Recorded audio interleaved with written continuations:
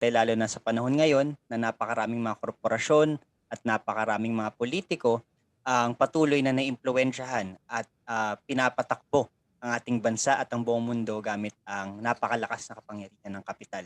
Kasama rin natin ngayon ang ibang mga miyembro pa ng iba't ibang mga organisasyon tulad na lang ni kasamang Leo D. De Guzman ng Bukluran ng Manggagawang Pilipino bilang reactor, pati na rin si kasamang Rehana Mohideen mula sa PLM International Desk. So, bago tayo magsimula, maganda siguro kung magpakilala muna ang ating mga tagapagsalita.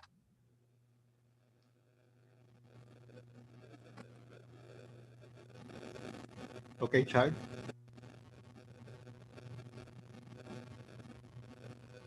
Okay, Kasani? Sige. This is Kasani Melencio. I'm the chairperson of PLN, and I will be lecturing, discussing the Capital Volume 1. This time it's a summary para mapabilis ang discussion na natin sa mga susunod pa. Magandang umaga sa inyong lahat. Hapon pala. Sani, Rihanna, saka sa iba pa nating mga nanonood, sumusubaybay dito sa ikalawang lektura tungkol sa kapital. Ako si Leo D. De Guzman, ang tagapangulo ng Bukluran ng Manggagawang Pilipino.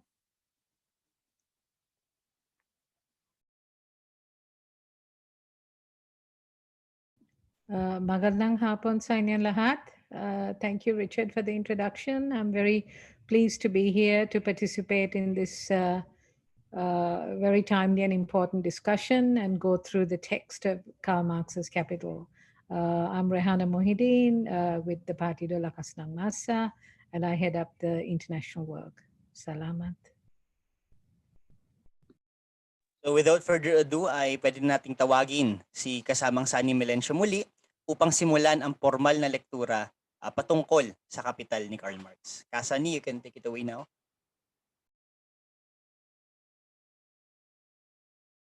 Yeah. Kasani, you're muted. Yeah.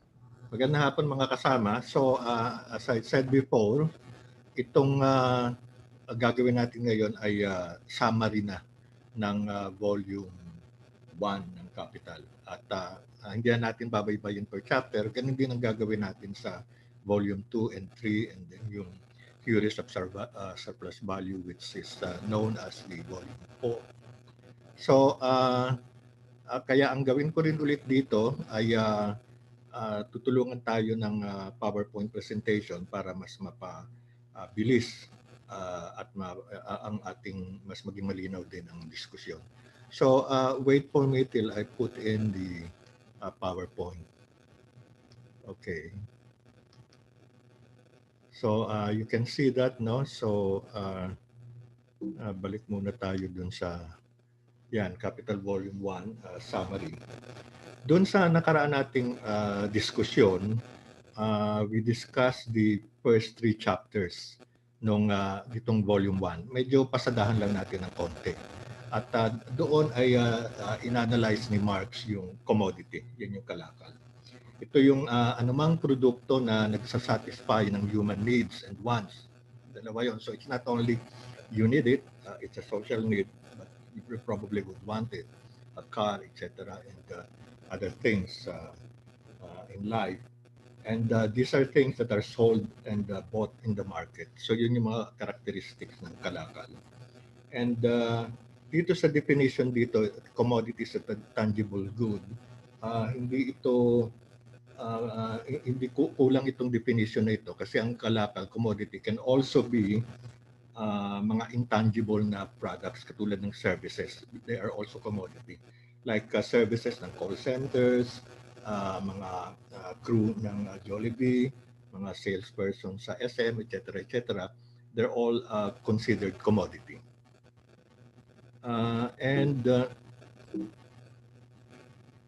And then may dalawang katangian yung commodity kalakal, use value and exchange value. Use value ay yung quality niya, anumang bagay na kailangan ng tao. So nagiging use value siya when it's consumed. not necessarily likas ng paggawa ng tao like hangin, tubig sa batis at iba pa na kailangan natin, but not necessarily commodity because it cannot be sold and hindi naman binibenta at hindi rin produkto. Walang labor na ginamit sa paggawa niyan. Ang exchange value naman, yung pagpapalit niyan. So, ang mga bagay ay pagpapalit sa iba't iba pang mga bagay. So, that constitutes the exchange value noong mga produkto, yung proportion ng kanilang palitan sa iba pang bagay. And then, but in the, ito yung pinakita natin before, yung representation na ginawa ni David Harvey, na yung sa commodity, it has use value, kaya yung material qualities niya, quantity. Yung exchange value, yung halaga niya sa pagpapalit. Pero basically, embedded sa exchange value, yung kung paano mo siya pinagpapalit, ano ang batayan sa pagpapalit, halimbawa ng bigas at bakal. Magkaiba yung quality nila. So aside from their use value, the only thing that is pareho doon sa dalawa ay yung product siya ng human labor. Kaya ito yung value na nakapaloob doon, which is basically based on the not only human labor but the socially necessary labor time. And we discussed that last time kung ano yung socially necessary labor time. So not the specific labor but the kung ano yung level ng paggawa ng tao sa isang lipunan, sa isang kalagayan. Halimbawa, paano ginagawa yung table, gaano kabilis yung paggawa, that's the socially necessary labor time. And then, of course, we talk of the concrete and abstract labor. So, ang value hindi nanggagaling sa concrete labor. Dahil kung concrete labor ang pagbabatayan mo, sa mga commodity, merong concrete labor ng ginawa ng manggagawa sa pabrika, ginawa ng mga magsasaka, yung kanilang pagtatanim at pag-harvest ng palay, that's concrete labor. Pero yun nga, hindi mo siya pinagpapalit sa batayan nun, kundi pinagpapalit mo siya sa batayan ng socially necessary labor time, which is labor in the abstract. So yung abstract labor, kaya mo siya na ipagpapalit. And later on, yung value na yan, actually kung tawagin ni Marx yung value na nandun sa mga commodity, spectral, parang multo, hindi mo nakikita, immaterial. Pero para maging apparent, para maging tangible, mapalitaw, maging material, kailangan mo ng independent manifestation ng value, at ito yung pera. Parang mediator siya. Siya ang independent manifestation ng exchange value o ng value ng produkto. Sinusukat mo siya sang-ayon sa pera. Kaya money is a measure of value. It's the necessary form of appearance of the measure of value. So, yun nga, sabi natin, magkakaiba kasi yung quality ng labor. So, exchange happens, at kaya ibig sabihin, ang salapi yung nag-mediate, parang siyang nagiging sukatan ng iba pa. At sa kalagayan na mabilis na yung palitan ng commodity under the capitalist mode of production, yun naman yung katangian ng kapitalismo. Pag ang halos lahat ng bagay ay binibenta at pinagbibili, wala na yung ginagawa mo sa sariling bahay, kundi nabibili mo na lang sa palengke. Then yung money mismo ay nagiging na-exclude sa commodity. Parang nagiging isang independent siya sa iba pang commodity. Dati commodity siya sa barter system. Pagsimula ang barter system, pwede mong ipalit yung isang manok dun sa 1 kilo ng bigas. So that's they're all commodities. But then when money was introduced, first it was gold, then it's silver, then yung mga iba-ibang metal, and then ito ng peso, wala na siyang value. Walang value itong mga to. So hindi na siya commodity. Peso itself is as a paper, it's useless. But it has it becomes an independent form na ng value kasi kailangan siya. At habang umuunlad ang kapitalismo, ang pera mismo nagkakaroon ng ibang katangian. Pwede mo na siyang i-hoard, pwede mo na siyang, at siya na ay end in itself. Kailangan mo siya para ka lumago.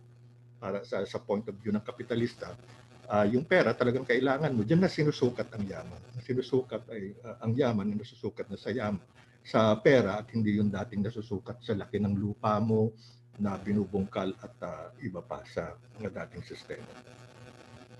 So, yung mag-segue tayo dito sa money, slide 6. Punta tayo dito. Yung price naman kasi, pera din yan, pero siya yung expression ng value ng commodity in money terms. Kaya ibig sabihin pag sinabi ng presyo, yung halaga ng value in money terms, doon mo rin siya masusukat. Pero hindi lahat ng bagay na may value o hindi lahat ng may presyo ay may value. Kasi parang naging independent na yung pera eh. Kaya pwede mong presyohan. Halimbawa, alam nyo, ginagawa ito sa korporasyon. Pag i-take over mo yung korporasyon, may accounting term na ginagamit, may goodwill. Kung ang korporasyon ay matagal nang umiiral at may pangalan na, may katumbas na halaga yun, may presyo yun. Yung honor and reputation, pagka binenta mo doon sa mga mandurugas at na gusto kang patigilin sa ginagawa mo, may presyo din. So price is not necessarily equals to value. But price can be, yung presyo ay in general, ang batayan niyan, money form siya noong halaga, noong value, doon sa kalakal o produkto. Under the simple circulation, ito sabi natin barter, yung C is a commodity, yung M is money, and then yung money na ginamit mo na pag-mediate ay binili mo ulit ng commodity. So money here, M is a mediator of two commodities. Yan ang simple circulation. Para bang mula sa kalakal, naging pera, pagkatapos babalik sa kalakal. Kaya yung proseso na yan na tumitigil sa pagbalik sa kalakal. Hindi ito yung proseso ng kapitalismo. This can be a process in the old setup nung nagsisimula pa lang yung kalakal, yung circulation niya. Ang process ngayon ay under capitalism ay ito na, MCM prime.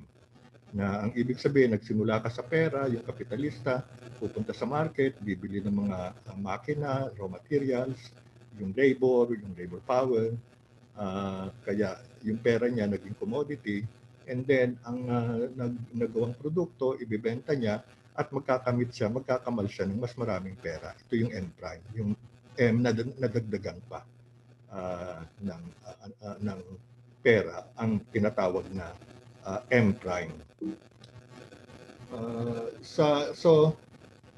Dito mo matatagpuan yung independent form ng pera kasi lumalago pa yan at yan ang nagiging buong layunin ng production ng capitalist process.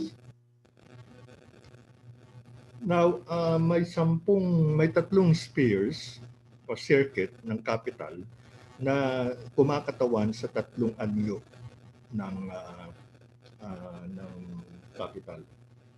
Ito yung sa sphere of production. Actually, yung capital volume 1, basically nahandito sa the spheres ng production ng commodity. Yung circuit ng circulation sa market, yung market economy, nasa volume 2. Kaya pagdating natin sa volume 2, mas matitilad yan. Yung sphere ng consumption naman, yung in the end, para saan yan? So, yung sa consumers. And it's represented by this process, itong process na ito. Ang M, ang money dito ay nabinili ng kalakal. Ang kalakal na yan, ang MP means of production, including raw materials, makina, etc. Ang L yung labor power. So, this is the capitalist operation. So, he has money, bumili siya ng commodity in the form of means of production and labor, and it goes into production, yung P, production process. And in the production process, it creates a new commodity. Kaya C prime ulit. From C, naging C prime. Kaya may bagong commodity, hindi na yung dati. Dito sa commodity na ito na binili niya, yung iba dito napunta lang dito. Yung iba dito ay talagang ay nilikha, ginamit yung labor power para malikha ito. Kailangan makarating dito yung capitalist process. And of course, yung cycle na yan mag-i-end doon sa tubo, kikita siya sa more money. Kaya dito may tatlo ding klase ng capital na makikita nyo. There is money capital here. You start with money capital. And then you have under production, it becomes productive capital. And then it becomes in the third stage, commodity capital, and then more money. So you're talking of three forms of capital and three spheres of paano yung pag-inog ng capital. This is also in the volume 1 of capital. Now, ano yung capital? Capital is not merely value, but self-valorizing value. Yung ibig sabihin ng valorizing, may value ka, nadagdagan pa, so it's valorized. Kaya pag sinabi ni Marx, nabasa niyo dun sa capital, it's valorized. Yung value na sinimulan mo ay nadagdagan, kaya it's valorized. So capital is hindi lang value, kundi nagbavalorize siya, nadadagdagan siya. Kasi kung hindi siya nadadagdagan, he is not capital. Nagagamit mo lang siya. Money lang siya. Pero magiging capital lang siya kung napapalago mo siya. Kaya ang movement niya, operation niya yung MCM prime. At ang diferensya sa pagitan ng kung bakit ka nakarating dito sa M prime na yan, sa more money, ay yung surplus value. Merong nalikha na bago. Kaya kung babalik ka dun sa dati, itong production process may nalikha kang bago. Saan ang galing itong nalikha mong bago? Hindi ito manggagaling dito sa means of production. Hindi yan manggagaling sa raw materials. Kasi ginamit mo lang yan. So ano ang panggagalingan niya? Itong labor power na binili ng kapitalista. Kasi nilikha niya yung kalakal na yan. Pinagsama-sama niya, may na-create siyang bago. May creation na nangyari. At yung creation na nangyari, yun yung surplus value.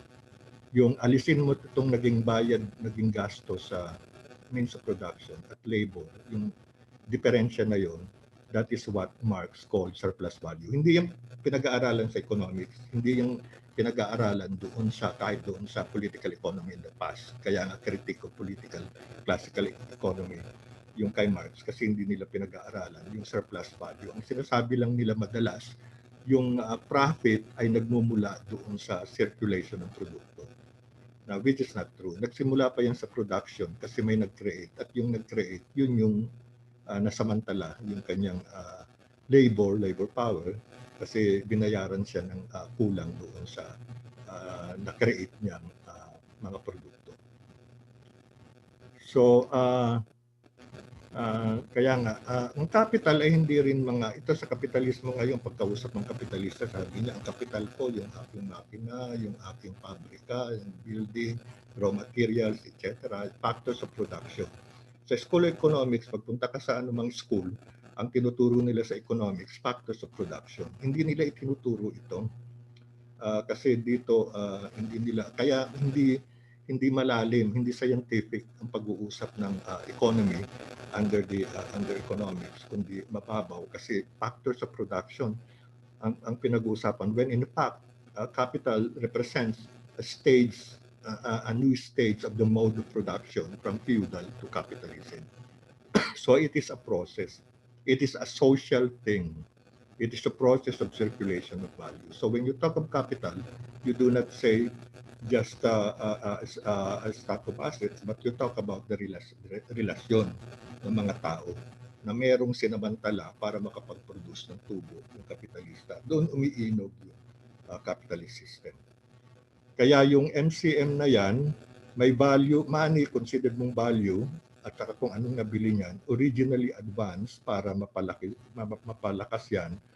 At sa pamamagitan ng operasyon, ng production, ay nagaganap yung paglikha ng surplus value o yung valorization na tinatawag. Kung paano ulit yan na i-extract yung surplus value, na maliwanag dun sa last discussion, hindi ito makukuha sa circulation ng bentahan ng kalakal. Dapat may pagbabagong maganap doon sa ikalawang parte nitong money, commodity money. At yung money prime na yan ay dapat na lumago doon sa dati. Kaya ito yung operation. Yung money prime, yung money na pinasimulan mo plus delta M, which is basically more money. Kaya yung dalawa na yan ang involved dyan. Ngayon, dun sa, ang binibili ng kapitalista is not labor, kasi pag sinabi mong labor, kung anong paggawa, babayaran kanya ng buo, yung manggagawa. Ang binibili niya ay yung lakas paggawa, yung kakayahan ng manggagawa na lumikha, at hindi mo na, kung pumasok ka sa pabrika, hindi mo na makukwenta ang lilikain mo. Ang magdidikta na sa iyo yung makina, kung saan ka inilagay.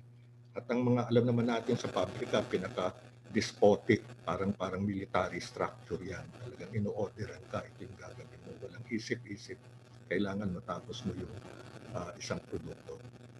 Basically, dahil yung binili sa'yo na labor power, kailangan kang pigain para lumikha ka ng mas marami. Ngayon, ano yung halaga mo? Ang labor power kay Marx, meron ka ring halaga. Yung binibenta mo sa kapitalista na equivalent sa sahod mo, yun ay katumbas. Yung labor power mo ay kalakal na rin, commodity. Kaya ibig sabihin, kung commodity yan, ang halaga ng kalakal na yan, na labor power, ay katulad din ng halaga ng ibang kalakal na batay sa kung paano siya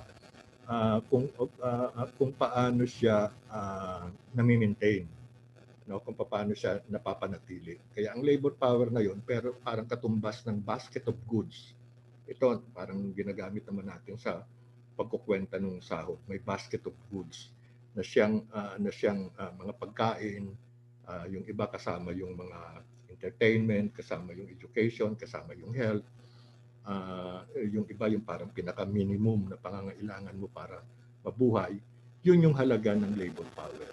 Yung halaga na makapasok ka sa trabaho kinabukasan at manatili yung iyong lahi, yung iyong uri, na yung mga susunod mong, yung iyong anak ay magiging manggagawa at ang upo mo magiging manggagawa rin. Sa madaling sabi, sinumpa ka na yung capitalist system na maging ganun kasi yun ang layunin ng kapitalismo sa pagpapanatili noong labor power mo. So, ang value ng labor power, kasi hindi lang sa'yo, kundi pag namatay ka, sinong papalit sa'yo? Minsan, pag sumusulong pa lang yung kapitalismo, problema yung saan siya kukuha ng labor. Lalo na kung yung mga tao under yung nagsisimula pang kapitalismo, marami pa ang feudal ng sistema, maraming tao nakabatay sa lupa yung kanilang pagkabuhay. So hindi sila nagtatrabaho sa kapitalista. So sa sandaling maubos yung mga manggagawa, may problema yung kapitalista, kaya mag-i-import pa siya ng labor from other countries, from his colonies, para matiyak na yung unang yugto, kahit naman ngayon, hanggang ngayon, yugto ng kapital, yung ating OFWs ay nakabatay din sa kulang sila sa labor na yon. Lalo na yung labor na part din ng reproduction ng capital na siya nating tatalakayin pagkatapos nito. So, itong value na ito covers yung pangangailangan ng mga anak, education, etc. At ito isang discussion na nangyayari, yung reproductive labor. Yung reproductive labor, yung labor na ginagawa mostly sa bahay para manatiling ma-maintain yung kalagayan ng manggagawa na nagtatrabaho, halimbawa sa pabrika, para siya mabuhay. Merong gumagawa ng nagluluto ng pagkain, naglalaba, at iba't iba pang magagawain na ituring ng papel ng babae sa tahanan. Kaya nga yung reproductive labor ay mas sino-shoulder ng mga babae. Kaya nga meron tayong diskusyon na nangyayari. Bakit hindi kinutumbasan ng kapitalismo ng sahod yung reproductive labor ng babae doon sa tahanan, sa bahay nila, samantalang mini-maintain niya mismo yung labor power ng kanyang asawa. Kaya parte yung kanyang labor ng dapat na may katumbas, na dapat maging halaga, may value, at matumbasan ng money price ng sahod. Kasi halimbawa, kung ipagpalagay mo na dalawa na nagtatrabaho doon sa pamilya, yung babae at lalaki, mauobliga ngayon na yung mga trabahong ginagawa ng babae sa bahay ay gagawin na sa labas. Halimbawa yung laundry, dadalhin mo na sa laundry shop, yung paglalaban din na doon. Yung cooking, pupunta na lang kayo sa restaurant. So kaya mong i-presyo yan kasi alam mo ang magiging halaga niyan pagka ginagawa na yan sa labas. Ngayon, yung reproductive labor na yan, na pinag-uusapan natin sa diskusyon kung paano ipaglalaban, in fact, ang dapat gawin niya ng Estado, dapat i-recognize ng Estado na ang reproductive labor ng kababaihan ay may halaga at dapat na bayaran. Alam niyo kung saan bansa ginagawa yan?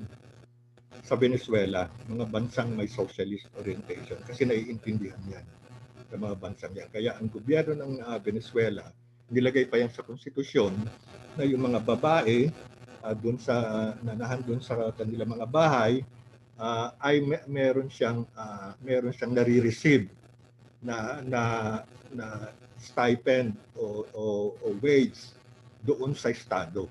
Parang yung parang meron siyang ibinibigay na ayuda, no? May regular na ayuda. Pero ang ayuda na yon, ang mahalaga sa Venezuela, it's in consideration of the labor done by women doon sa paggawaan. Hindi lang ayuda in the concept of Duterte. Baka mamatay yan, bigyan natin ng ayuda. It's in the concept of, it's part of the value of labor. So it should be provided. So yung kapitalismo, kailangan paglaban mo yan sa kapitalistang estado para makuha mo. Pero under the socialist state, it's given na yung mga bagay na yan ay pinuprovide ng estado. And then, of course, itong necessary labor time at saka surplus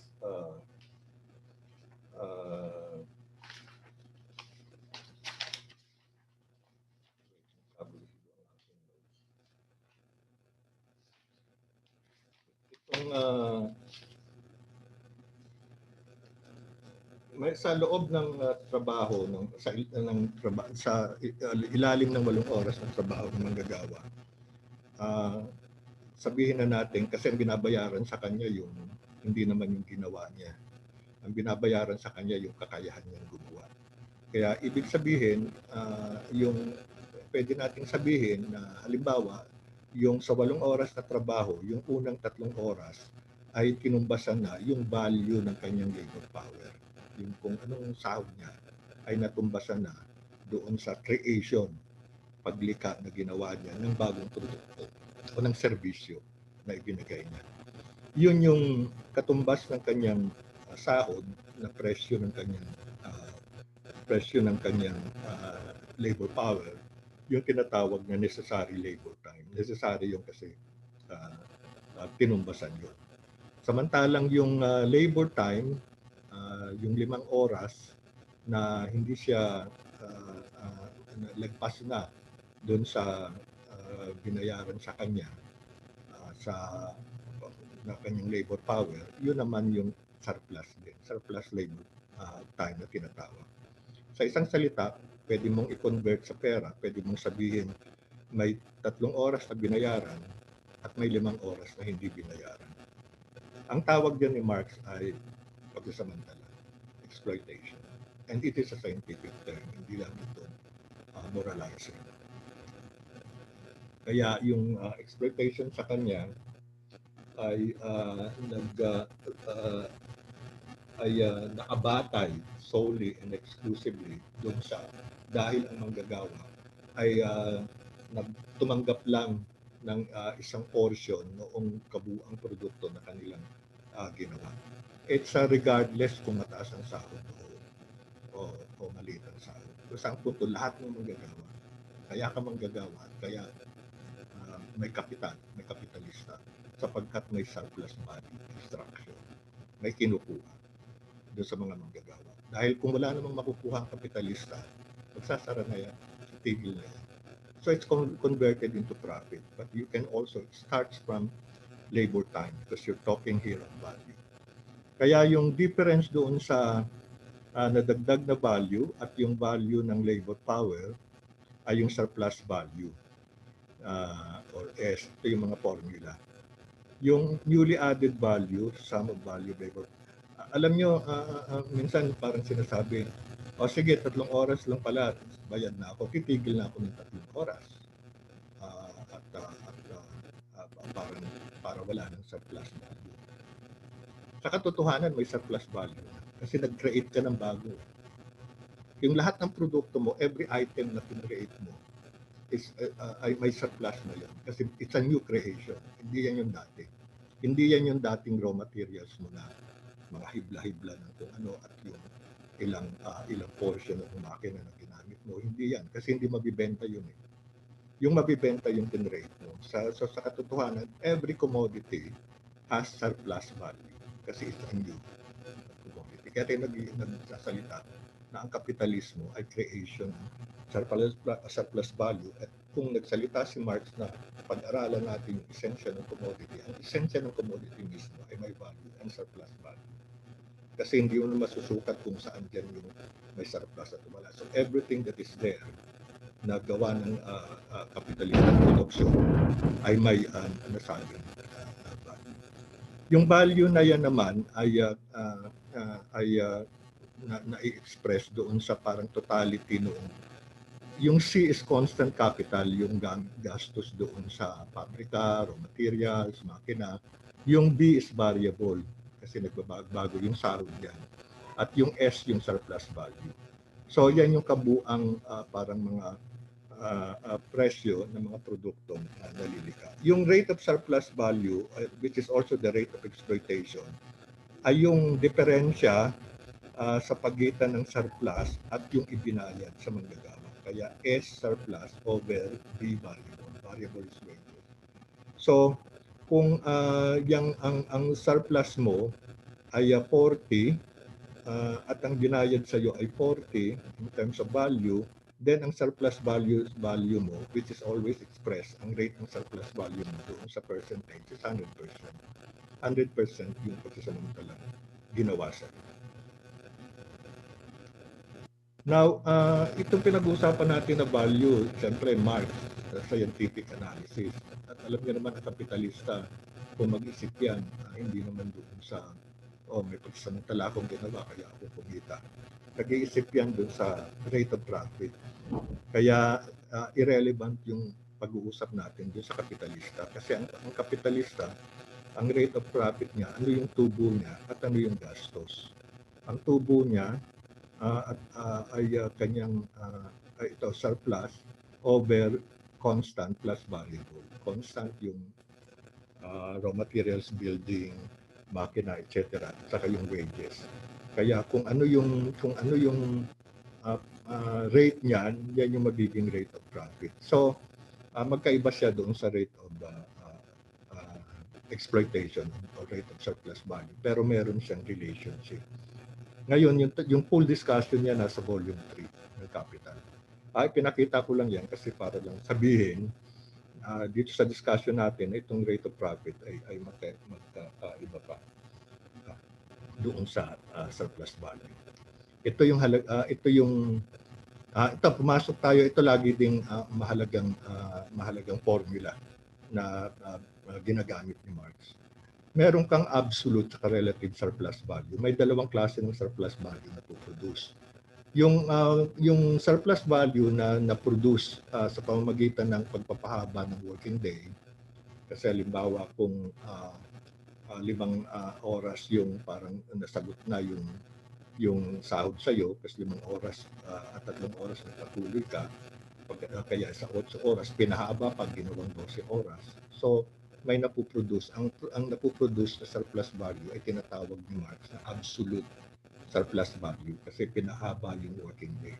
So it could be true Kasi ngayon bumababa, 12 dati nung araw naging 8 kasi yung iba 6 hours na lang ang trabaho. Pero anyway, pag pinahaba mo yan, binalik mo sa 12 o kaya gumamit ka ng overtime, no, na nagbabayad yung kapitalista, that's also ang surplus na gagawa mo ay absolute surplus value. Ngayon, kung nag-introduce ka ng productivity, pinabilis mo yung trabaho nang hindi mo pinapahaba yung oras ng paggawa. Nag-introduce ka ng makina na talagang sa halip na nakakayari ka ng 5 sapatos sa isang araw, naging 10, o di nasa loob din ng 8 oras, di sa madaling sabi, ang tawag naman dyan relative surplus value ang nakikreate mo. So, hindi pinahaba yung oras ng paggawa, pero pinatindi yung trabaho, lalong-lalo na sa pag-introduce ng mga bagong makina na napapabilis yung paggawa. Ngayon, yung pagka yung mga industriya, kasi yung basket of goods na sinasabi natin na katumbas ng sweldo mo, ng labor power mo, pagka bumaba ang halaga niya, ang presyo niya, also because of modernization, yung productivity, yun din, pagpapalaki din ng surplus value na relative na tinatawag. Mapag-aaralan pa yan sa mga susunod. Ang example ng relative surplus value, para lalo nating maintindihan, i-assume natin na yung paggawa ng computer in terms of labor time, ang constant capital mo ay 200, ang variable, ang sweldo mo ay 80, at ang rate of surplus value mo ay 100. Kaya ang C plus D plus S, constant plus variable plus surplus, 200 ang constant, 80 ang variable. 80 yung na-produce nung labor power na ito na 80 kasi 100%. So ang product mo, ang value na ay 360. In terms of price, it can be 360, sabihin natin 360 yung price niya. Ngayon, nag-introduce ang kapitalista noong kung ng 200 at saka 40 dito kung nag-introduce siya ng kapitalista ng bagong makina, pina-increase niya ang productivity ng labor, sa madaling sabi, yung napoproduce ng isang manggagawa ay napoproduce na lang nung 4 hours, kaya napababa niya yung presyo from 360 to 280. Kaya sa madaling sabi, in this setup, merong paglago ng relative surplus value. Pero kung gano'n, ang sasabihin natin, laging interest ng kapitalista na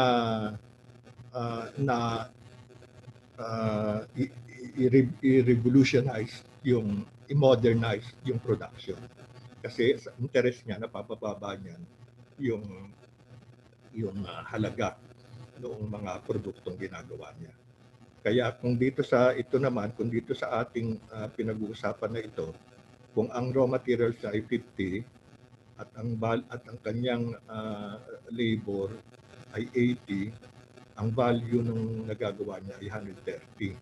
Pero kung nag-introduce siya ng makina, ito yung makina, 50 pa rin ang raw materials, ito yung makina ng introduce niya 20, at may savings siya sa labor. So instead of 8 hours, naging 5 hours na lang yung paggawa. So naging 50 yan. So the value of the total product is 120.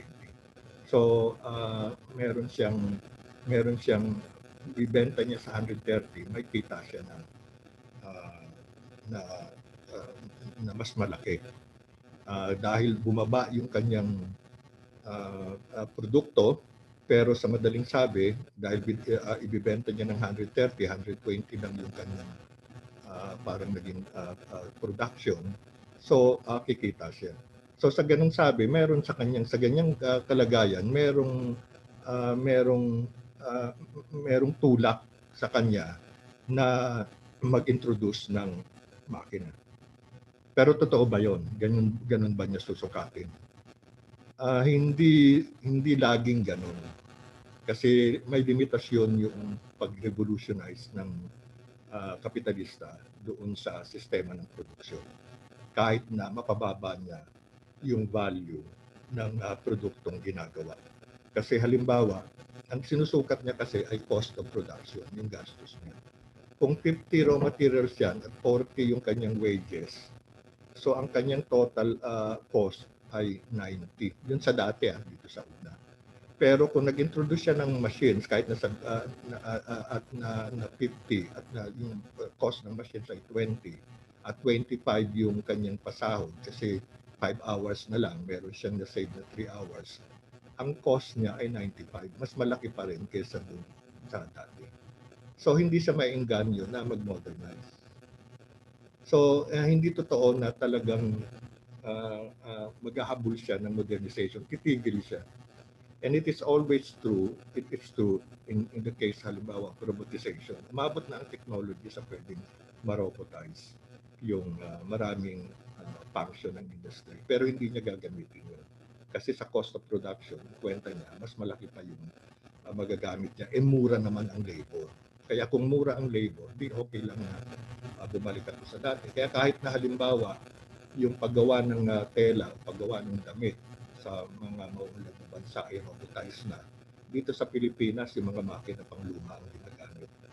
Kasi mura naman ang labor. At sa ganung punto, mas malaki pa nga ang tutubuin niya, maliit pa rin yung cost niya sa kanyang kwenta dito sa halimbawang binigay natin. So sa madaling sabi, hindi may mga technology na hindi uunlad, hindi mapauunlad, hindi ma-apply kasi mismong ang karakter ng kapitalismo ay para tumubo at hindi para mapaliit yung value, yung cost ng mga produkto. Dito, isa itong debate na sa kay Marx at nagpapatuloy ito. Sino ba yung tinatawag na productive at saka unproductive labor? Kasi sa capital, merong ganyan. May paghahati. Ano ang productive na manggagawa, ano yung unproductive. Kung sa standpoint ng labor process, ito naman yung kay Marx, kung sa standpoint ng labor process, sa paggawa sa kabuuan, ano bang paggawa na nagki-create ng value o involved sa creation ng value, dapat productive. Pero sa ilalim ng standpoint ng kapitalismo, anumang paggawa na nagpo-produce ng surplus value, yun lang ang productive labor. So lahat ng paggawa, labor na hindi nagpo-produce ng surplus value is unproductive. Ngayon, i-criticize si Marx dito, but this is very scientific. Ang punto dito, this is not, hindi ito judgment, hindi judgment ni Marx na unproductive ka, dito ka, o ito lang unproductive. This is scientific. Kaya parehong pwedeng gumagawa kayo ng parehong useful na mga bagay, pero sa point of view, sa mata ng kapitalismo, ay productive ka o unproductive ka. So this is from the point of view of kapitalismo. In fact, criticism ito sa kapitalismo. Kasi bakit mo hahatiin ang labor sa dalawa? Dahil lang dun sa yung labor hindi kakikita is unproductive. Dapat hindi ganon. Kaya nga pwede natin tingnan yung sinulat na yun ni Marx along that line. This is not a judgment. The point is a criticism of kapitalismo na hindi ang labor, lahat ng labor ay dapat na productive. Pero under capitalism, only the labor that produces surplus value is productive. Let's see how it's done. Kaya halimbawa, itong mga halimbawa, kung ako ay nag-bake ng pizza at pinakain ko yan sa mga kaibigan ko, may use value akong na-create, pero hindi yan kalakal kasi hindi siya ibinenta. So hindi ako nag-produce ng surplus value. Parang ganun lang yan. Walang surplus value yan. Kasi hindi umabot dun sa palitan. Pero kung ako ay cook doon sa isang kapitalistang restaurant at nag-bake ako ng pizza at pinakain ko doon sa mga paying guests, then nag-produce ako ng surplus value. At in this respect, my labor is productive from the point of view of capital of the owner. Kaya sa ganung punto, doon mo makikita kung ano yung ibig sabihin talaga ng productive sa unproductive. Kaya productive is not dependent upon the character of the use value produced, but upon whether I produce a commodity that also contains surplus value. Whether or not a particular article is really useful for the reproduction of society does not play any role in determining its character as a commodity. Kaya kahit na hindi ito sapin ng useful or na kalakal, pwedeng useless pero may surplus value. Like ito, video porno o luxury yacht, yan ay useless yan, di ba? Mali ba na, mahilig ka sa porno. Pero anyway, useless na bagay, bullets, tanks, bombs, useless yan from the point of view of what society needs. But these are commodities. These are productive, done by productive workers because they produce surplus value. Because you can buy that and there's profit in it and there's surplus value in it. So the labor there is productive. So it is not a judgment on what is useful, what is useless, what is good for society, and what is not good for society. But this is always from the point of view of capital or capitalism as it exists. So, meron ganitong naging parang paghahati na ng productive at saka unproductive labor. Yung labor na nagpo-produce ng surplus value, na kumita yung kapitalista, yan ang mga productive workers. Yan ang mga manggagawa sa industry, sa agriculture, sa distribution, sa service.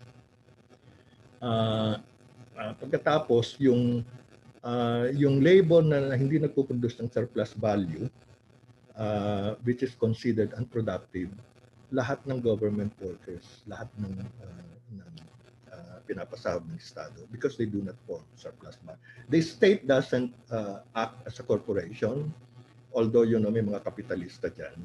Kaya yung kanyang kita ay hindi profit, it's revenue, and the revenue should be divided among yung kanyang nasasakupan among the people. So bahagi yan ng sistema at hindi yan pumapasok doon sa usapin ng valuation, ng surplus value, etc. So in that sense, they're unproductive, or from the point of view of capital, they're unproductive. Yung mga domestics, yung kasambahay, they're also unproductive because they're not valorized. Ang kanilang labor ay hindi valorized, hindi nagpo-produce ng surplus value. So they're considered unproductive in that sense. Ngayon, dito sa mga hindi nagpo-produce ng use value, ito nagpo-produce ng use value pa rin. Itong government workers, nagpo-produce ng use value kasi may pinapainog niya yung takbo ng operasyon ng gobyerno. And in fact, may oras din sila ng pagtatrabaho, pero hindi surplus, yung exploited sila. At pwedeng yung kanilang trabaho ay ganun din. Sa labor time, binayaran sila ng only a part of it at hindi yung full 8 hours. Binayaran sila, for instance, ng 4 hours lang, pero they're still working for 8 hours. So, but they're still not producing surplus value because they are not under a capitalist setup. Ito namang mga pure circulation workers, sales reps, advertising workers, unnecessary supervisory workers, hindi sila nagpo-produce ng surplus value, pero kaugnay sila nitong mga manggagawang itong industry na nagpo-produce ng surplus value kasi kailangan nilang i-circulate itong mga ginawa nitong mga naandito. So yung sales reps, what they are doing is to sell itong mga ginawa dito. Advertising, what they are doing is to sell also itong mga ginawa dito. So in that sense, they do not produce surplus value and they also do not produce, they are just pure circulation workers. Ngayon, merong mga unnecessary, merong necessary supervisory workers. Sa isang pabrika, pwedeng, kung ang isang supervisor ay parang talagang kasama siya sa pagtulong-tulong na yung pag-operate ng production ay napapabilis, yung bang parang talagang kasama siya sa pag-orchestrate ng production, he is necessary. Pero yung mga supervisor na parang pulis, o ikaw, wala kang ginagawa, umalis ka dyan, yan ang unnecessary na mga supervisory workers.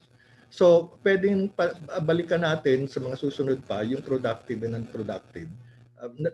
Binanggit lang dito sa capital sa volume 1 pero nasa volume 3 ulit yan at nando sa theories of surplus value at maraming mga pwedeng mga usapin na aabutin, haharapin yan. Kaya halimbawa, yung mga transport workers ba ay matatawag nating productive workers. Well, yung kung commodity, ang parte ng commodity, parang best tank, no? Yung ating mayunion tayo sa best tank. Sila ay nasa isang korporasyon. At ang ginawang tangke, parte ng use value noong tangke na ginawa nila water tank ay yung ma-deliver yun doon sa mga consumers. So yung transport na yun ay part ng production ng surplus value. It's added to the value of the tangke. Kaya yung best tank drivers are productive workers and create surplus value. Yung mga Lazada, yung mga nag-deliver ng mga items, do they produce surplus value? Ito naman sinasabi kung pure circulation sila, na sinicirculate nilang tapos na yung produkto, sinicirculate nila, they are not productive, but yung sweldo nila at yung sweldo ng buong Lazada ay nagkinukuha doon sa surplus value na produce nitong mga ito. Kaya yung produce value, yung surplus value, a portion of it goes to this yung mga circulation workers, banking, etc., commercial, trading, etc., but they do not produce surplus value. So pwede mo pang hati-hatiin yan at medyo malaking discussion din yan, kaya iwan na muna natin yan. Ito rin, yung malaking discussion din ito, na hindi rin dito sa volume 1 ito pinalawig pa ng husto, yung organic composition of capital. Kasi ang ito ay related doon sa tendency of the rate of profit to fall, na bumabagsak yung ang kapitalismo habang sumusulong siya, lumiliit yung rate of profit. Yung nabanggit nating surplus over constant capital plus variable, lumalaki yung C part, yung constant capital, which is the organic composition, in as much as yung paglaki niya ay hindi on the basis of raw materials, kundi mga bagong makina na introduce. Pagka lumalaki yon at lumiliit yung labor kasi napapalitan yung, di ba, nag-introduce ka ng makina na wipe out yung 10 manggagawa na dating nagtatrabaho doon kasi naging redundant sila sa pagpapalit ng makina na yon. So, lumaki yung constant mo dun sa makina, lumiit yung variable mo. Yung surplus mo may tendency, according to Marx at sa mga kwenta, na may tendency na bumagsak. Hindi naman yung bagsak na lugi ka. Ang liliit lang siya compared doon sa dating sistema na mataas yung iyong profit rate of profit. Pag-usapan na lang din natin yan sa susunod kasi doon din magandang ipakita kasi parang nagiging real world na hindi na lang sa ang volume 1 kasi theoretical discussion ng kapitalismo. Pagdating mo sa volume 3, that's the real world, that's the application of the theories. So we need to go into the theories. Yan naman yung connection para maintindihan yung real world. Ito yung halaga ng diskusyon sa capital na ito. Yung IRA, hindi yung Irish Republican Army, it's Industrial Reserve Army. Of course, laging ano na yan, merong mga manggagawa at dito sa atin napakalaki niyan. Sa mga advanced capitalist countries, medyo ano pa yan, hindi ganun ka. Papalaki rin pero not as kasing laki na compared dito sa atin na parang halos lahat ay walang trabaho. Industrial Reserve Army, ito yung mga manggagawa na willing pa sila, kaya pa magtrabaho at kailangan magtrabaho pero walang makitang kapitalista na bibili ng kanilang labor power. So it's part of capitalism. There is always an Industrial Reserve Army. Ngayon, ang tendency na i-consider mo lang dyan doon sa paglaki ng Industrial Reserve Army na yan, ng mga walang trabaho, yung productivity ay laging may redundancy effect. Yung makina laging may nagiging manggagawang redundant, trabahong redundant at naaalis. Kaya ang nangyayari diyan, nagpapalaki yan nung Industrial Reserve Army. And this is particularly true doon sa mga advanced capitalist countries. So it doesn't matter whether you're advanced or not. If you're still under capitalism, yung problema na yan ay laging mag-i-exist. Kasi while technology advances and you're being replaced by machine, dumarami yung walang trabaho, and this cause social problem and social crisis. Ngayon, kung yun namang accumulation ng capital, which is what capital is about, yung parang yung operation ng MCM prime, yan yung accumulation. Kung yan ay pwedeng kung patuloy yan na lumalaki, there is a rise in employment. Like there are countries now na naglumaki ang labor force. I don't know now kasi may crisis ng COVID. But South Korea and China, of course, ay may paglaki ng labor force compared dito sa unemployed force compared dito sa Pilipinas and other Southeast Asian countries. Concentration and centralization of capital. Ang concentration of capital, yan yung pagdami pa ng mga kapitalista. Kasi ang kapitalista, pag nabuo yung isang malaki, merong mga umuusbong na kapitalista na nakapaikot dyan, maliliit na kapitalista, pwedeng sa commerce, pwedeng sa trading. Kaya marami kang kapitalistang pinag-uusapan. Although pwede kang magsalita ng malaki. At kung nagsasalita ka ng malaki, you talk about the centralization of capital. Nasi centralized doon sa iba lang. Pero ang tendency ng kapitalismo, you're not talking of 1 or 2, 100,000 capital. You're talking of the whole social class of capitalists na magkakaugnay, na related to each other. Although merong malaki, merong at merong nakaugpong lang doon, nakasugtong lang doon. Dito rin ito yung laging tinitira si Marx na sinabi niya, itong natutungo yung kalagayan ng kapitalismo doon sa evisceration or magiging pulubi yung proletariado. Kasi yun yung ginagawa ng kapitalismo sa kanila. Ang sabi ng mga defender ng kapitalismo, hindi totoo yan. Saan nangyari na naging pulubi yung mga manggagawa? Umuunlad pa nga yung standard of living ng mga manggagawa. Ngayon, ang sinasabi ni Marx, kung babasahin mo siya talaga, is not speaking of absolute immiseration. Pwede yung relative pauperization, parang relatibong bumabagsak ang kabuhayan, kahit na may bumabagsak ang kalagayan, kahit na may pagtindi ng pagtaas ng standard of living. Kasi ang sinusukat naman ay yung rate of exploitation. So although the standard of living has improved, like marami na siyang mga produktong nabibili, ngayon kaya na niyang bilhin yung TV, yung washing machine, yung dishwashing machine, yung kotse. But even though tumaas ang kanilang standard of living, that doesn't mean na yung kanilang kalagayan ay nag-improve ng yung kanilang yung exploitation sa kanila ay pwedeng mas mataas. Kaya ang mas madaling pagsukat diyan para makita mo kung paano yung kalagayan ng manggagawa even under yung mga maunlad na kapitalistang sistema. Ito naman yung sinulat ni Piketty na yung total wealth ng society ay napupunta lang sa mga sa mga kapitalista at lumiliit ng lumiliit yung share ng mga manggagawa. Yung inequality ay lumalaki. Now, I will end this lecture with quotation from Marx kasi although yung mga pinag-uusapan natin parang napaka-scientific, parang dry, parang boring, parang yung pagkakasulat ni Marx, kung babalikan natin, is really dramatic.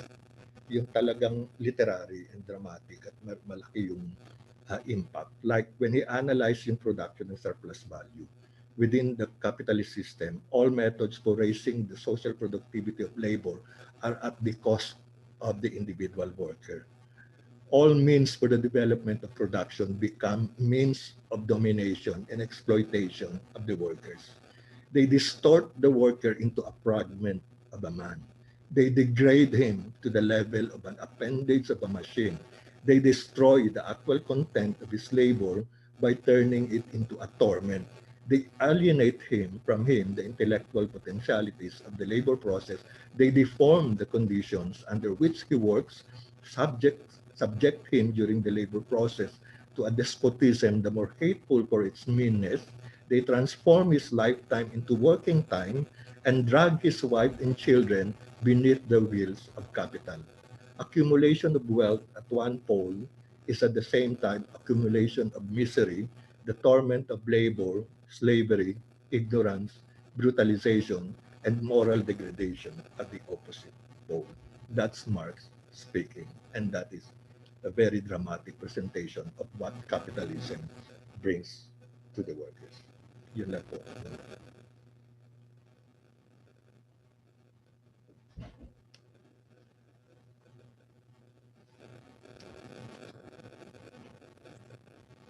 Maraming salamat, Kasani.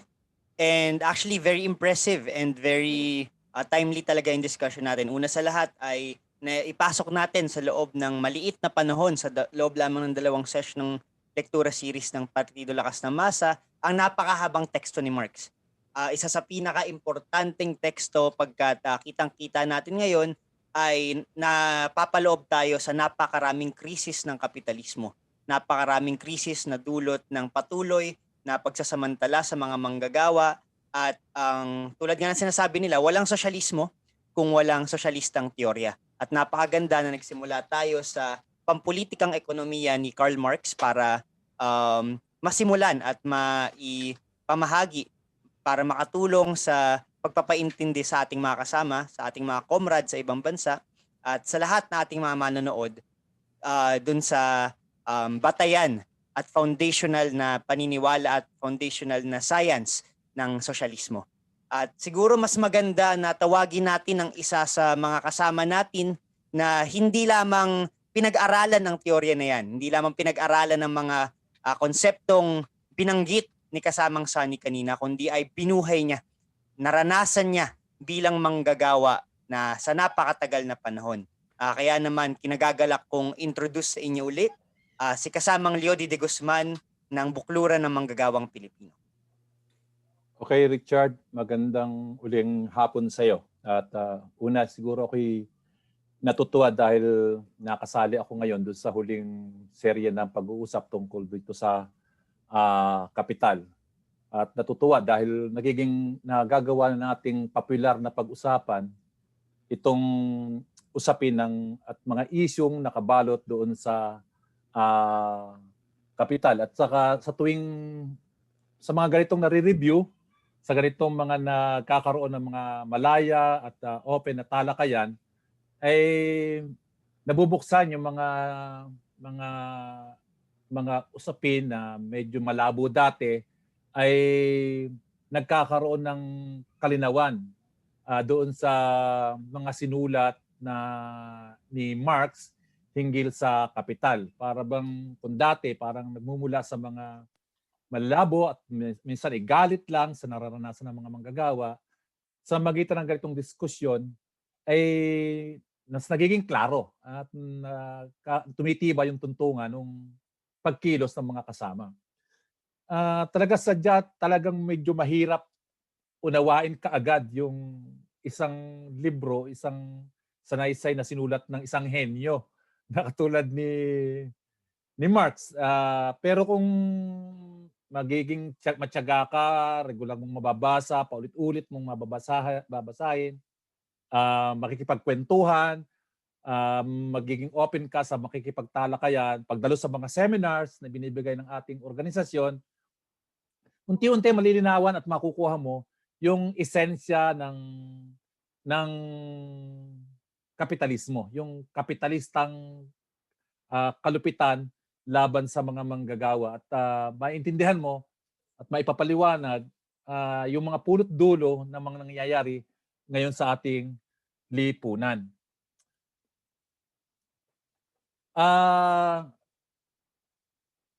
Hindi lang simpleng magmumula ka sa galit, kundi para bang maintindihan mo yung evil, yung kasamaan, yung pagiging mapagsamantala ng kapitalismo. Kanina nga habang tinatalakay ni Kasani yung mga pag-review doon sa volume 1, para bang nabubuo sa isip ko yung para bang mag-isip ka na ng lahat ng masama sa kasalukuyang sitwasyon o sa kasalukuyang sistema, demonyo, gago, mapagsamantala, mapang-api, mandaraya, mandarambong, mamatay. May i-attribute nung lahat na yan ang kalikasan ng isang kapitalista na naghahabol ng tubo. Ang lahat ng yan ay nagmula o hinugot sa mga karanasan sa ilalim ng kapitalismo, ng kapital. Kaya parang lalalim yung iyong pagtatakwil dito sa kapitalistang sistema ngayon para ikaw ay maghanap at kumapit doon sa alternative na atin na ring pinag-uusapan. Kasi lahat na lang ng kasamaan, giyera, kademonyohan, lahat ay pwede mong i-attribute na yan ay niluwal o bunga, resulta ng kapitalistang pagsasamantala. Bukod dyan,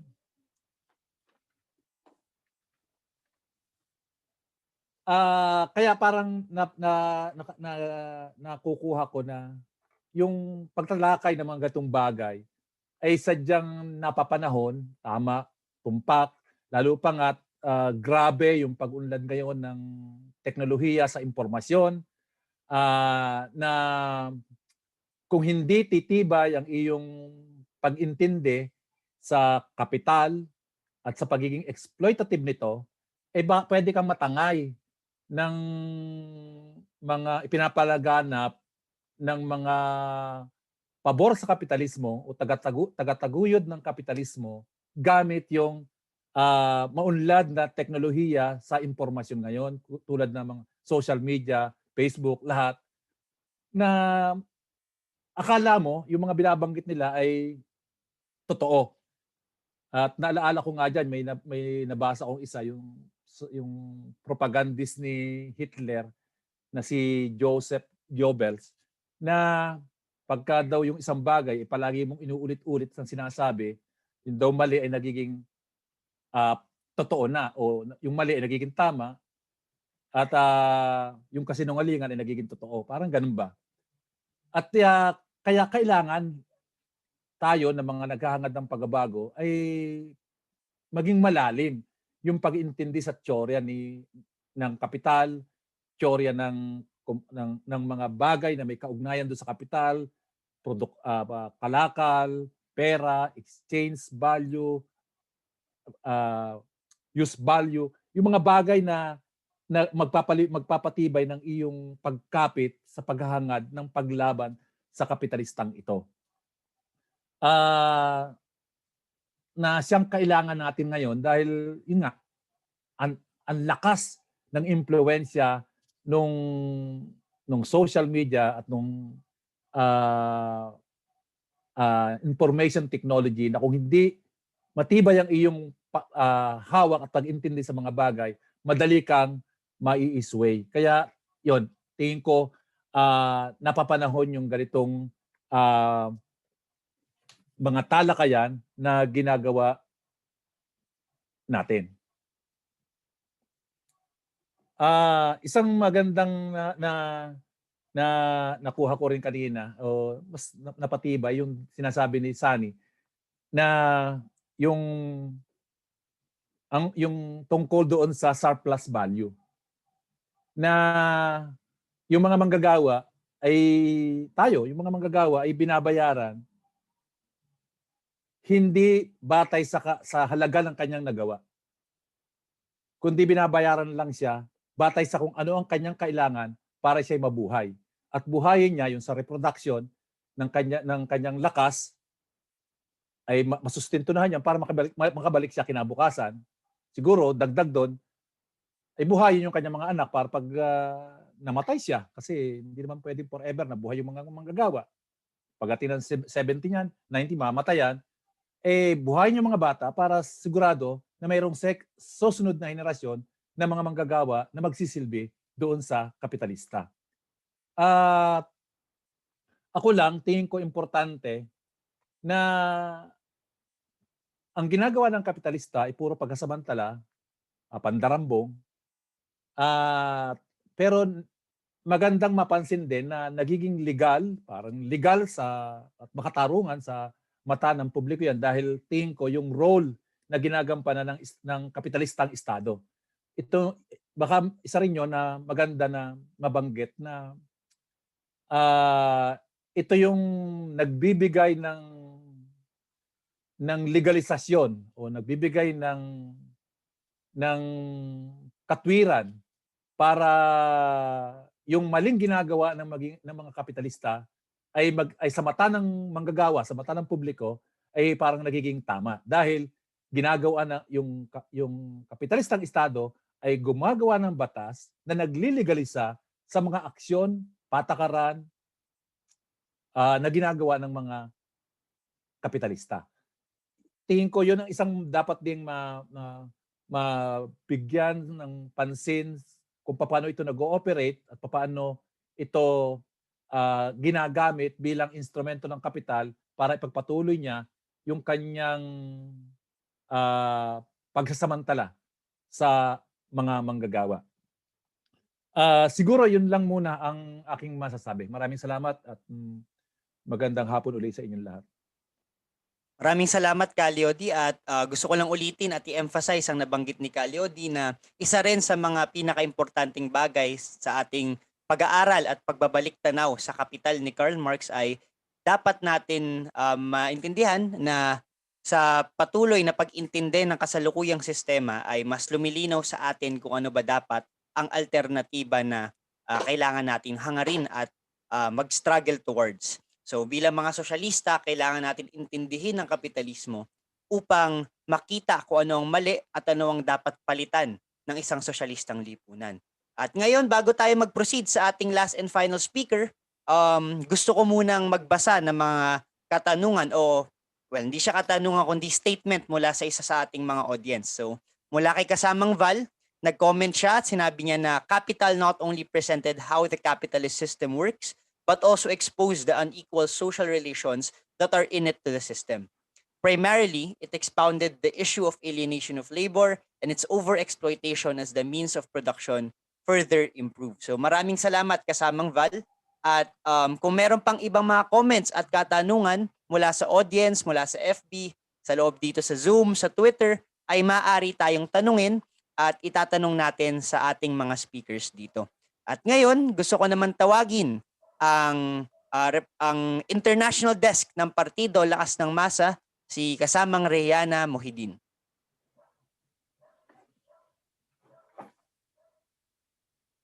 Salamat, Richard, and thank you very much, Sunny, for a really illuminating presentation. And it really made the point to me that it's important that our socialism, our alternative view of society and the world, socialism, needs to be based on Marxist theory. And if our socialism is not based on a theoretical foundation drawing from Marx and Marxism, I think it could become a problem. And Kasani raised a number of key points to identify some of the basic definitions, the basic concepts, definitions of Marx's analysis of capitalism. And I just wanted to draw out a couple of points. For me, one of the key starting points is that capital is a social relation. It's not just assets, it's not wealth, but it is a social relation, which is peculiar to capitalism, and which describes a social relation which is the basis of the production process through which surplus value is extracted through the exploitation of labor. So it's a social relation. And I think this marks, based on the exploitation of labor and extraction of surplus value. Now, this is very different. This is a completely different position to any other economic analysis, whether it's Keynesian or classical economists or neoliberal economists and so on. And I think it's this that delineates our approach as socialists and as revolutionaries vis-a-vis the other economic approaches and strategies. This makes class struggle a central aspect of our program. So it's not just a question of lobbying the capitalist state for tax reforms to redistribute wealth because because capital is wealth and what is important is the redistribution of it. But from a socialist Marxist position, it means that if it is a social relation, we have to struggle to get rid of that exploitative social relation, to dismantle it. And this means class struggle is a key element, key aspect of our program. And it changes our strategies, our tactics, and so on. I specifically wanted to touch on this question of reproductive labor because in this social relation that is capital, I think it's really important to emphasize that Marx and Engels started to establish the relationship between the productive sphere and the reproductive sphere, if you like. And though they didn't develop it fully, though Engels did so quite a bit in his analysis of family, private property, and the state, they established this relationship. And I think this is very important. And in Capital, Marx actually sees this relationship as a part or discusses this relationship or explains it as a part of the production process. And to me, that's really interesting that he does that. So he doesn't set up this dichotomy or counterposition between production and reproduction, but he actually links the reproduction and reproductive labor to the production process itself. And I think this is something we need to think about a little bit more, because while we differentiate the reproduction and the reproductive sphere to explain women's oppression under class society, we shouldn't make the mistake of counterposing the two. So, for example, a lot of economists, including feminist economists, would say that the reproductive labor is unpaid labor, and all the labor that takes place in production is paid. But that's actually inaccurate, because of the creation of value and surplus value, there is unpaid labor in production, which is what's expropriated. So while we talk as socialists, Marxist, feminists in the movement and in the organizations, while we separate this question of reproductive labor to describe women's oppression, we need to be clear that this is an essential part of the capitalist system and capital as a social relation. There are a number of other important points that also came out, and that is this the limits of revolutionizing production under capitalism. I think this is really important because, you know, we have all this big hoo-ha about, you know, Facebook and Google and all this high-tech stuff and IT and artificial intelligence and so on. And but the fact is that because of the profit motive, capitalism does put limits on how technology, the development of technology itself, and without the fetters of this social relation of capital, we could have done amazing things in the last 100 years, say, since the first worker state was established in the Soviet Union. We could have done incredible things if not for the fetters of capitalism, including in the technological revolution. And you see tiny little glimmers of this, like in Cuba, what Cuba has done with its biotech and biomedical industry, or the fact that the Soviet Union were the first to go into outer space and so on decades ago. But I think this is important to understand. And of course, as the technology develops, as there's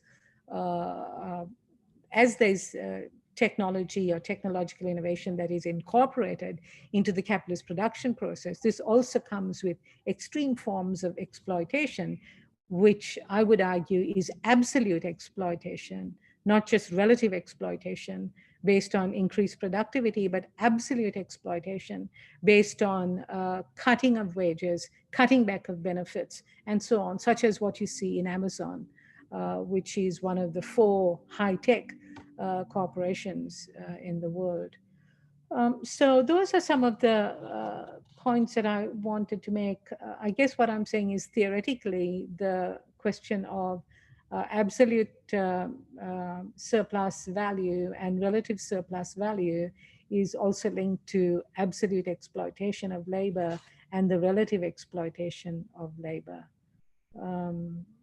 I'll leave it at that. Thank you very much. And also thank you, Leody, for your comments, and especially this question of the role of the state in the realization of representing the capitalist class and in the realization of surplus value is also something that is useful to discuss.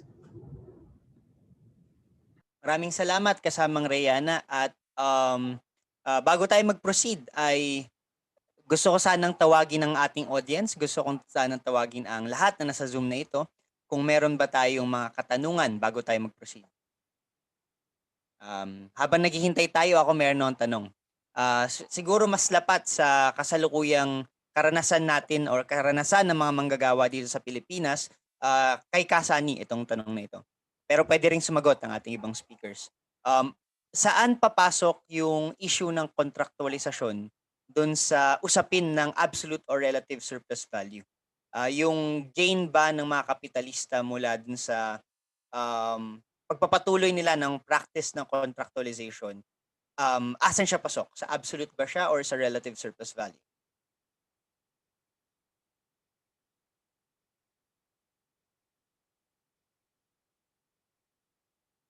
As contractualization is really parang form of organization ng production, and doesn't involve yung productivity, increase of productivity, but just another form of exploitation na hindi related sa anumang klase ng productivity. I think it would be related more to the absolute surplus value, especially when it started yung contractualization sa idea na your contractual labor, you're just parang piece rate, you do this, you're under contract, you do that. And then after I need you, wala ka na. So ibig sabihin, pipigain kita, but you're contractual anyway. So endo, napiga na kita ng gusto. So I think it's much more with that. Kasi ang relative ay may productivity involved. So there is a system of organization where introduce machines at yun ang nagpabilis ng intensity ng trabaho. In a way, it modernized. Wala itong contractualization na modernization. It's just the way the organization of capitalist production is done through extraction of more surplus value sa mga manggagawa in the shortest period possible. Kaya nga contractual, in the endo period. So inubos mo yung lakas niya doon sa endo period na ginawa mo. So I think it's more on the absolute rate. Richard, dagdag. Support ako doon kay Sunny na mas absolute dahil yung tao yung ginamit.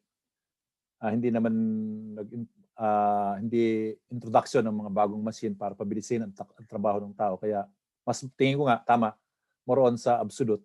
Pero gusto kong idagdag na ito yung sinabanggit ko kanina na bigyan natin ng pagpapalaki rin siguro sa later yung role ng kapitalistang estado na pumapapel. Tingin ko yung papel niya ay nagbibigay ng halos katumbas na halaga sa importansya ng mga bagong makinarya. Yung papel na ginagampanan niya sa pagli-legalize ng mga garapal na patakaran at garapal na pagsasamantala o exploitation sa mga manggagawa ay nagiging legal. Kahit garapal siya, bulgar siya, ayaw ng mga manggagawa, ayaw ng publiko, ayaw ng marami. Pero dahil ipinasa sa Kongreso, ipinasa sa Senado, naging legal, nagagawa na nila. Nagagawa hanggang sa paglipas ng mga panahon, tanggapin na siya isang normal na kalakaran na dapat tugunan, gampanan, gawin ng bawat isang mga manggagawa. Yun ang sinasabi ko ng importanteng exploitative role na ginagampanan ng kapitalistang estado para i-prolong, mas palakihin pa yung tubo at patindihin yung exploitation ng mga kapitalista laban sa mga manggagawa.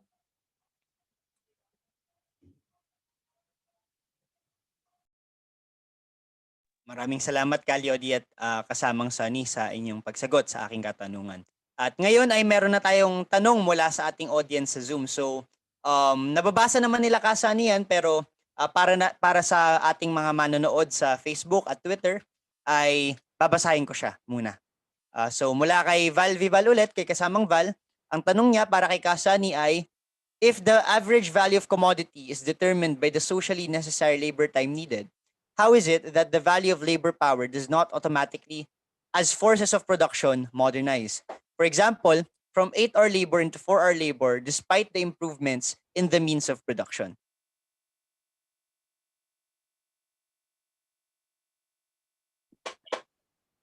Okay. Well, socially necessary labor time, batay dun sa pag-introduce ng mga bagong machinery, etc., tends to lower the value of labor power. So in that sense, it tends to lower the value of the product. So in that sense, mas ang nabubuo niyang production ay less value. But itong labor power is a different entity. Labor power is a commodity na connected doon sa prices of goods, yung mga pangangailangan niya para siya ma-maintain. And so ito yung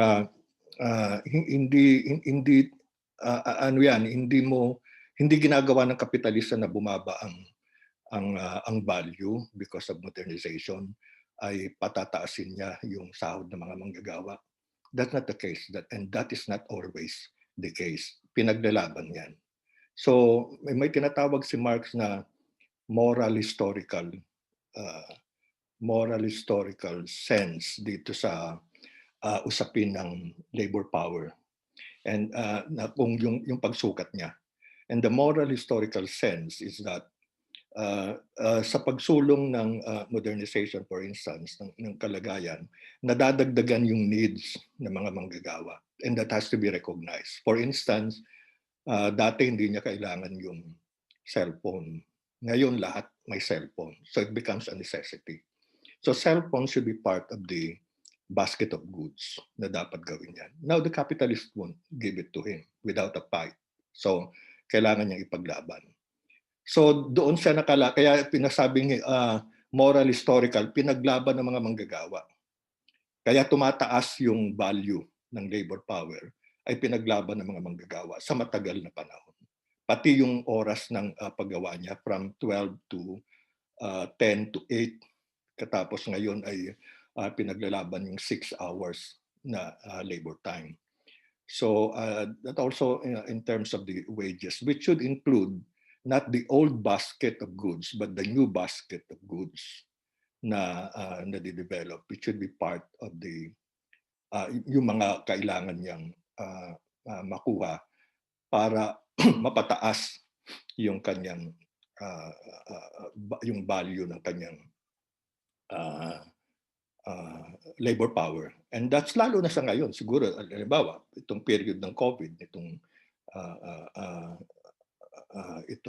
period ng pandemic, parte na ngayon ng need niya yung internet para sa mga bata, sa mga anak niya. Paano makakapag-aral yun kung wala yung computer, laptop, yung system na yan. So, it should be part of it. And kaya lang you always, laging ang gusto ng kapitalista ay pababain pa hanggat maaari doon sa pinaka-minimum na paraan na mabuhay. Bubuhayin ka, pero minimum na, kasi kailangan kanya pero pinaka-minimum na paraan. So, nasa usapin yan pagpapataas ng value ng labor power dun sa usapin ng paglaban ng mga manggagawa.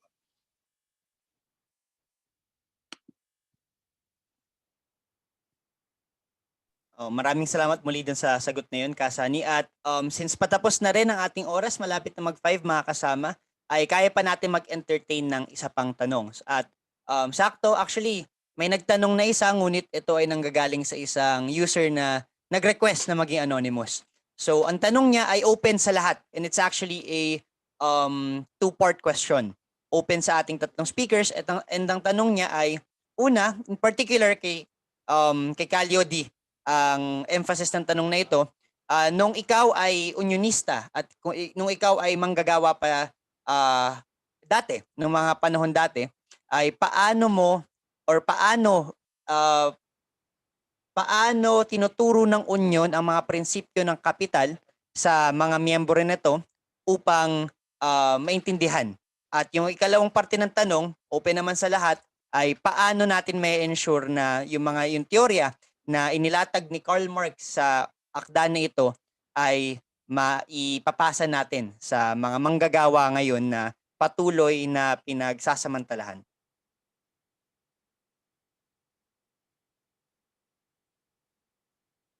So, Calio-D, siguro ikaw muna mauna. Yung sa una, di siguro sagutin ko yung pinaka-particular sa akin. Yung pangalawang tanong, pwedeng sagutin ni Sunny at saka ni Rihanna. Doon sa paano malalaman ng mga manggagawa yung usapin ng kapital at kapitalistang pagkasamantala. Sa una yan, sa pag-union, tinuturo yan na ang pinaka-basic kaagad ay yung pagkakaiba ng interes ng mga manggagawa at kapital. Iba yung interes, hindi nga lang magkaiba, kundi pagiging magkasalungat ng interes ng kapital at ng mga manggagawa. Yung kapital, siyempre yung tubo, o walang hanggang tubo, at yung mga manggagawa, yung sahod, pagtaas ng kanyang sahod. Magkatunggali dahil siyempre ang gagawin ng kapital para lumaki ang kanyang tubo ay tipirin yung sahod at benepisyo ng mga manggagawa. Yun ang mga manggagawa, makikipaglaban yan para tapataasin ang sahod at para tumaas yung kanyang sahod, ay pigilan yung pagiging ganid sa tubo ng mga kapitalista. Doon nagsisimula, doon nag-i-spark yung consciousness o yung pag-iisip ng mga manggagawa kung bakit nga ba iba yung interest nila, iba yung interest namin, at paano mangyayari. At doon na naiugnay ng mga manggagawa yung lahat ng nangyayari sa kanya, yung panggigipit sa kanya, yung pambabarat ng mga manggagawa ng kapitalista sa kanya, doon niya na-attribute doon sa pagkakaalam niya na magkaiba ang interest o magkasalungat ang interest ng kapital at ng mga manggagawa, at yun na nagtutulak sa kanya na tumahak doon sa landas ng pag-uunyon, dahil kung individual na paglaban, lagi isang talo. Kaya based din sa karanasan at sa mga itinuturo ng mga naunang mga naging unionista sa mga manggagawa, naiintindihan ng mga manggagawa, at ako based sa aking karanasan, naiintindihan ko yung pangangailangan ng paglaban o sama-samang paglaban para pagandahin o itaas yung halaga ng aking paggawa sa trabaho. Doon nagsisimula ang lahat. Kaya by experience, o kahit naman siguro sa historically, talagang by experience, natuklasan ng mga manggagawa na kinakailangan niyang lumaban, at dahil nalaman niya sa history ng kanyang pag-inog yung pagiging magkasalungat ng interes ng kapital at saka ng mga manggagawa.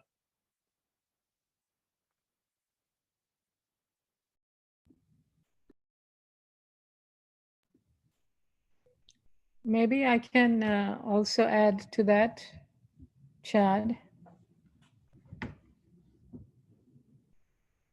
Go ahead, Kariana. Yes, I think that's actually a very important question. I think we need to set up educational institutions for workers. And this has been something that the movement has discussed in the past. It's something that PLM has also discussed and tried to revive, and actually tried to get funding support to do this. And it's still on the agenda to set up a workers' school, to set up a workers' educational institute.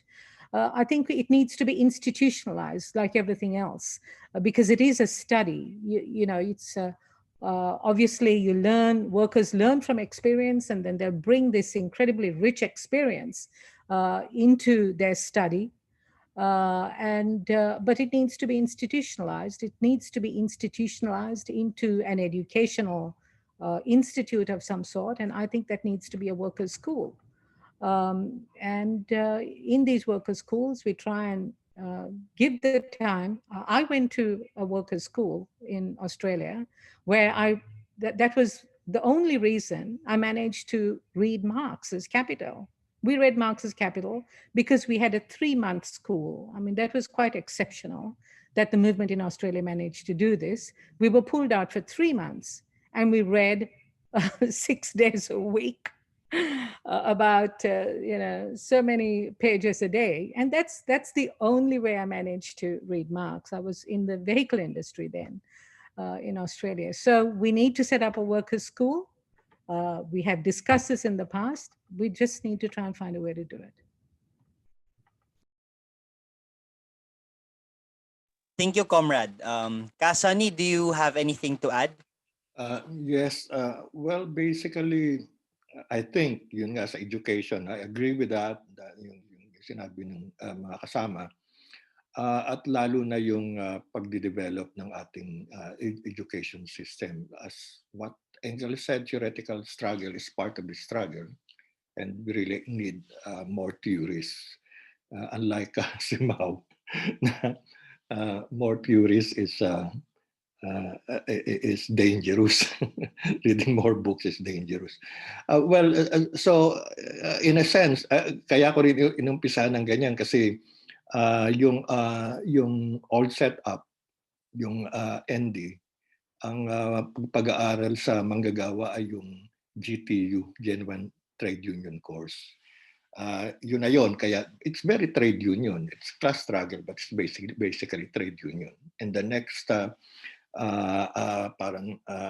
agenda sa pag-aaral ay yung national democracy, national democratic revolution. which is ano ang role ng manggagawa doon? Ito na nga, crinitic yan ni Popoy, ni Ka Popoy, na it's still, ND it doesn't talk about yung abolition of wage slavery. Ang ibibigay mo sa manggagawa parang trade union, itataas mo yung kanyang sahod o yung bubutihin mo yung kalagayan niya sa paggawa. That's still within the system, within the capitalist system. We need Marx. We need to study itong abolition na ito ng wage slavery. Kasi ito yung talagang introduce ng founded by capital, the capitalist relations.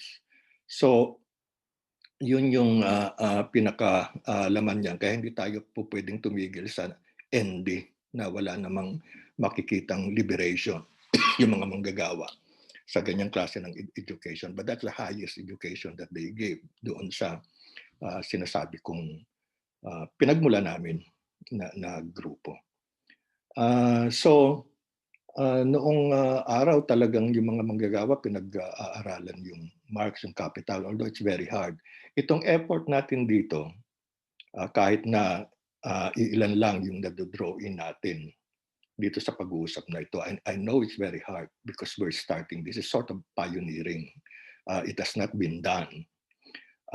Effort ito. So I expect na mapalagana pa ito, lalo na yung mga pumapasok dito, lalo mga kabataan dito sa ating webinar, mapalaganap ito, find ways of discussing it and also yung simplifying it, lalo na sa hanay ng mga manggagawa. We will try to do that. So this is start a bit. Meron tayong lecture series. Nabanggit na rin na ita-transform natin into a book form o articles na mapapalaganap natin in Tagalog, simplifying it more para may guide doon sa pagbabasa at pag-aaral. It has to be read, yung Capital. Although sa dami ng mga nag-translate na niyan sa iba't ibang bansa, ang Pilipinas ang walang translation. It's hard to translate. But basically, just to get the essence of it is important. It's also yung sinabi natin nung una pang talakayan, how can we be socialist? Yung bagamat hindi pinakita ni Marx yung sosyalismo, wala siyang blueprint. Yung mere fact na we discuss ano yung essence ng capitalist system na papalitan natin, yung pag-abolition ng use ng value, ng surplus value, that in itself is a definition of the new system. So we can start with that at maraming lilitaw na superstructure from out of the changes in the economic mode or mode of production of the system. Okay, bago natin lagumin ang ating talakayan ay babasahin ko ang isa pang comment ng tagapanood dito sa Zoom. Ang pagtuturo ay nasa pagpapaunawa paano tunay na pinagsasamantalahan ang kanyang paggawa lagpas sa mga aktwal na anyo ng pagsasamantala tulad ng kontraktualisasyon, kawalan ng OT-pay at iba pang pagmamalupit sa loob ng pabrika. Ikalawa, ang ipaunawa ang usapin ng alienation of labor na natural na produkto ng pananatili at pag-unlad ng kapitalismo at refleksyon nito sa sahurang relasyon. Huli, ang panlipunang relasyon ng kapitalismo ay magbubunga ng ibayong kahirapan at kawalan at mangangahulugan ng pagbabago sa relasyong paggawa. So, mula sa question na yun na ating last question at napakagandang konklusyon sa ating diskusyon ng Kapital ni Karl Marx pagkat nabanggit nga naman talaga ni Kasani kanina na importante ang theoretical na pag-unawa at theoretical na pagkakaintindi sa mga teorya at political economy ng kasalukuyang sistema na ito.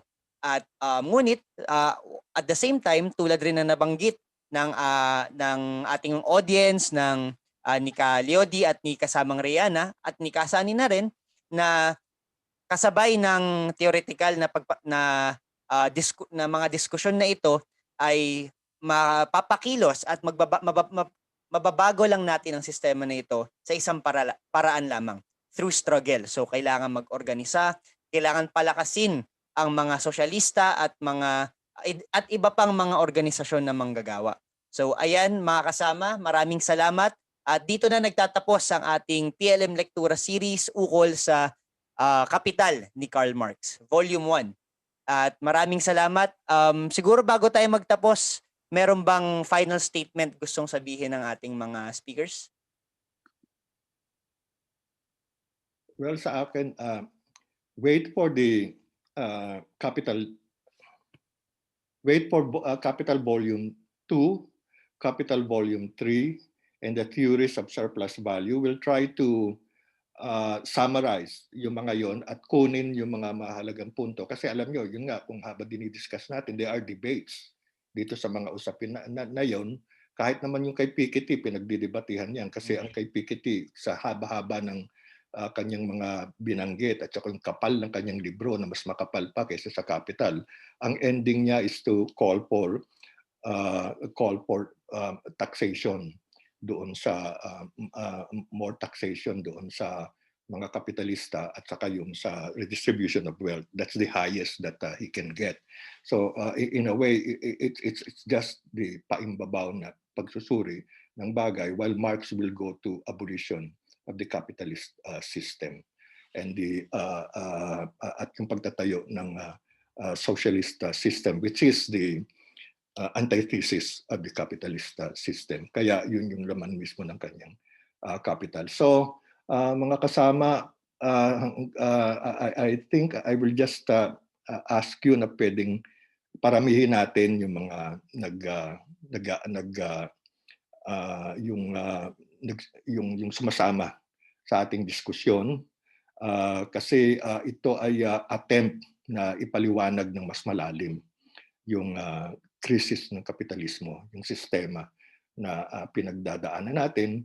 Kaya siguro I know medyo mahirap bilangin dito sa Zoom yung kasi meron pa tayong Facebook Live at saka iba pang pwede nating bilangin doon. Pero I hope makagawa tayo ng paraan na napapalaki natin para mas marami tayong napapaliwanagan dito sa ating lecture series. Kaya maraming salamat sa inyo. So maraming salamat sa lahat ng ating mga tagapanood at kung meron pa tayong mga katanungan na hindi nasagot at kung meron pa kayong ibang gustong suhestyon na ibigay sa Partido Lakas ng Masa, pwede nating kontakin ang aming Facebook page at ang aming Twitter account at Lakas ng Masa. Maraming salamat po sa lahat. Thank you. Thank you. Salamat.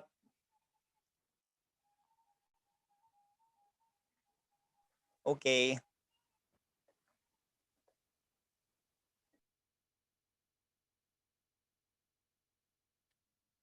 Thank you sa lahat ng pumunta.